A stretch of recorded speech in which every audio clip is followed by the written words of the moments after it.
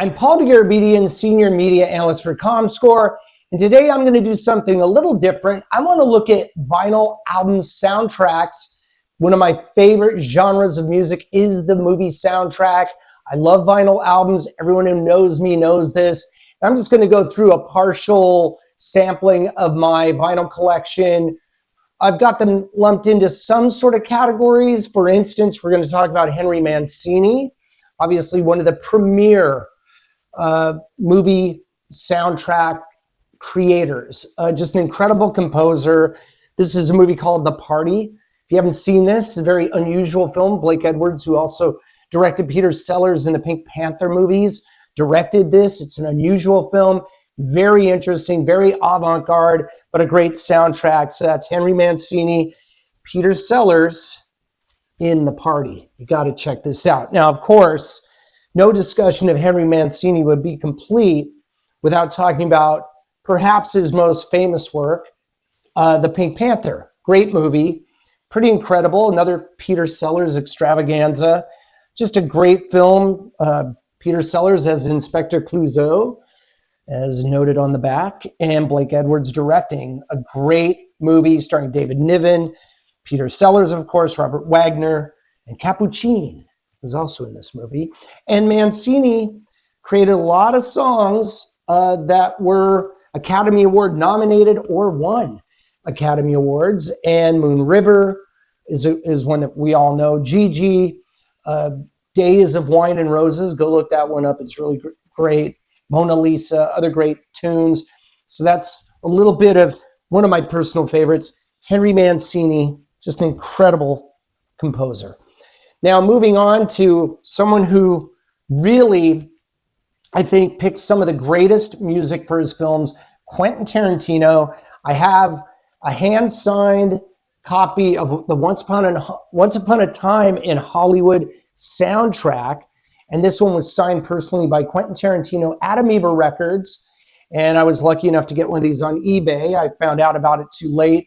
Bought this right after the movie came out on eBay, paid a lot of money for it, but I think it's worth more now. Of course, here's the traditional soundtrack that you can still get. This is widely available, but this is pretty special, signed by Tarantino at Amoeba Records. And this is just a really cool album. You got, I don't know where this came from, but a little bit of Leo for you. And then this is a gatefold album, really cool. And some of the songs on here, I love Paul Revere and the Raiders, and I love how in the movie, Margot Robbie, as Sharon Tate says, "Oh, you don't want people knowing you're listening to Paul Revere and the Raiders, you know, and don't tell Jim Morrison that." Anyway, it's really cool. Some great songs on here. If you haven't heard this soundtrack, you absolutely should. So that's Tarantino, and of course, if you go back to Reservoir Dogs, Pulp Fiction, all of his movies, all of Tarantino's movies feature incredible songs. That's for sure. So moving on a little bit, these are horror movie soundtracks, which can be quite disturbing to listen to, especially Rosemary's Baby with the chanting going on. It's pretty scary to listen to this. It's not something you just sit down and listen to and have a great old time, but it really is interesting. Composed by Christopher Komeda. This soundtrack, look at this album, just brilliant. Still has the crackle when I open it. This was just a great job that they did on these vinyl album reissues or issues of these soundtracks that are, you know, pretty rare. You know, it's hard to find these, but to have these reissued like this, pretty amazing. Carrie, Pino Donaggio did just a great score for this movie.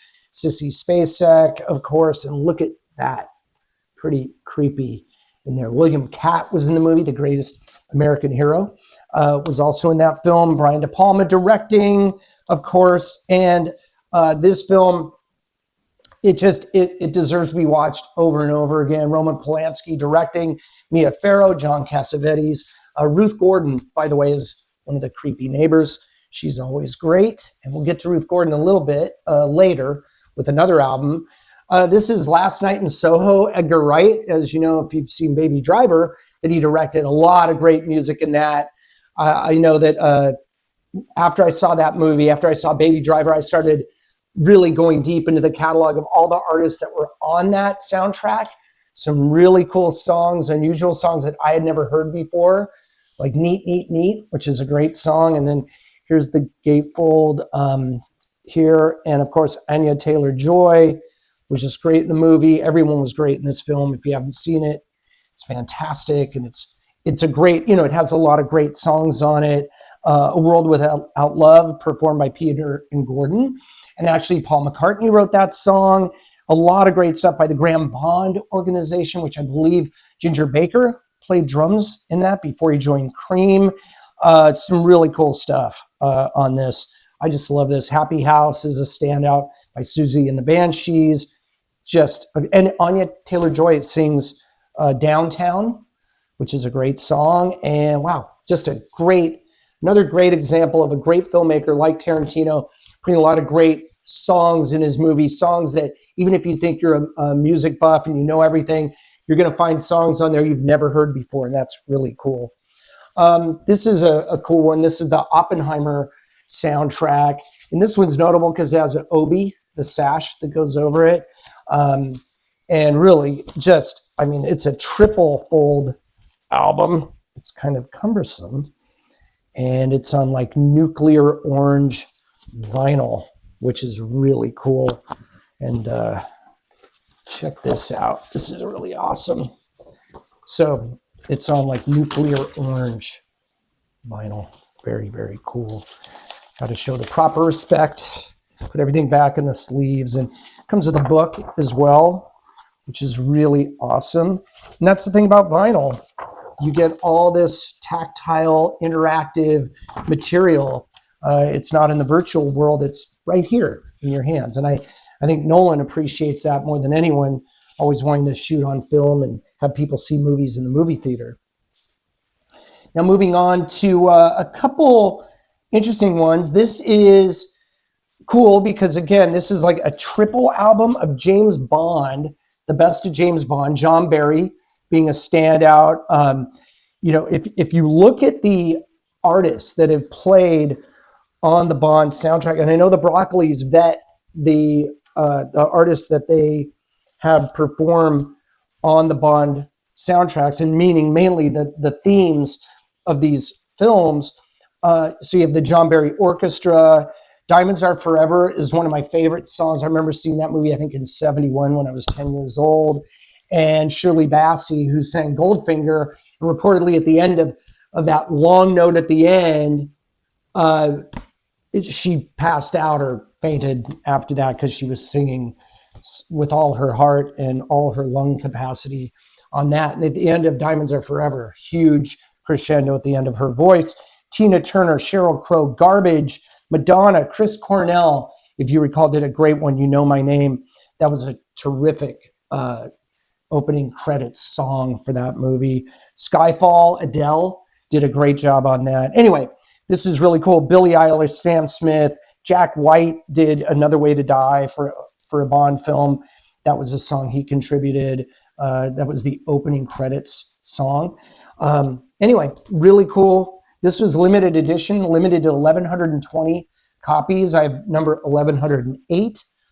Speaking of great filmmakers, Cameron Crowe, and someone who obviously, being married to Nancy Wilson, he knows music like no other. And if you go through like a movie, for example, that he wrote and directed, Say Anything, such a great film. John Cusack, Ione Skye, and John Mahoney is Ione Skye's dad, is so great in that movie. This is really cool.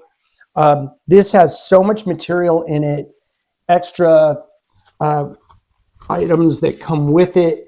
I love this where Cusack is slating a scene with Ione Skye, and here's some of the cast, and Cameron Crowe. Laszlo Kovacs was the great cinematographer. Even the sleeves have special, stills from the movie. Cameron Crowe, just a brilliant. There's John Mahoney in the bathtub, really cool. And then I'm going to get to Almost Famous because that's a very famous soundtrack, and I have this massive box set. But I want to point out probably the most unique and special album in my collection. I bought this at Amoeba Records about 10 years ago or more. Harold and Maude, the great Hal Ashby film with Ruth Gordon, who was also in Rosemary's Baby, and Bud Cort. Great soundtrack, Cat Stevens songs for years. This was not available on vinyl. It wasn't really available at all, as far as I know. And Cameron Crowe, through Vinyl Films and Vinyl Records, he put together a limited run of these. And there's all kinds of cool tchotchkes in here. Each one of these albums had unique, specific tchotchkes, and each one had different colored vinyl. Just for example, there's like a little single, 45 of Don't Be Shy, and if you want to sing out, sing out. So, I mean, Cameron Crowe, with his own money, put this together, and these are worth quite a bit of money now, and it doesn't matter about the money. I would never sell this. They're really cool and like pink vinyl. So that's Harold and Maude, another fantastic movie, but there's all kinds of cool stuff in here. There's like a like Harold and Maude publicity kit with 25 stills in it. It's really, I mean, just amazing. Look at this. Where else are you going to get this kind of stuff? I mean, you can't, this is vinyl, man, and it's a huge, all this packaging in here. Here's them shooting the movie, Sing Out with Cat Stevens. Really cool. This is my most treasured soundtrack. Very rare, very cool. And of course, I had to buy the giant box set of Almost Famous. This thing is huge. This is really cool. Like, it weighs a lot. And there's like a notebook in here. It's really cool shit in here. I mean, it's just awesome. There's vinyl albums, of course, and each one covers a different period in the movie or a different scene, different scenes from the movie. There's tchotchkes in here. Got to be careful with this. So check this out. This is really cool. There's a Stillwater, the band Stillwater, which was portrayed in the movie by great actors. Here's a really cool like notebook. It says Led Zeppelin on the front. This is, look, there's even like Ticketron tickets in there. How cool is this? I can't get over this. And then there's CDs of the whole album in here. But yeah, just a really cool, incredible movie. One of my favorites that I've seen. This has a bunch of pictures in it and different things in there. And it's really awesome. Jason Lee, Billy Crudup, Frances McDormand played the mom, Patrick Fugit as the young kid, Anna Paquin, Fairuza Balk, John Toll was the cinematographer. Anyway, just a phenomenal soundtrack. And to have this box set, which was very limited edition, is just incredible. I had to own this. So that's the Almost Famous giant box set. And then just as an interesting curiosity, there's a company called Everest that would record music on 35 millimeter film and then transfer it to vinyl, which is very unusual. And you can see Prokofiev, Symphony No. 5 on here. All these great album covers, by the way, which are really cool. And then it talks about Everest recordings. Everest is recorded on magnetic film, 35 millimeters wide. This is really amazing. I just love this. It's sort of a curiosity. There's some great classical music on here to showcase the dynamic range of classical music, which can go from the lowest lows to the highest highs. Very silent passage, very quiet passages. So again, having really incredible engineers and creatives working on recording on 35 millimeter film to get the best sound quality. It was not a technological advancement that could have been played out for years. It just wouldn't have been financially viable, but we're sure glad to have these artifacts of that great era. So anyway, that's it for my vinyl album collection of movie soundtracks. I'm Paul Garabedian, Senior Media Analyst for Comscore, and I'll hear you at the movies.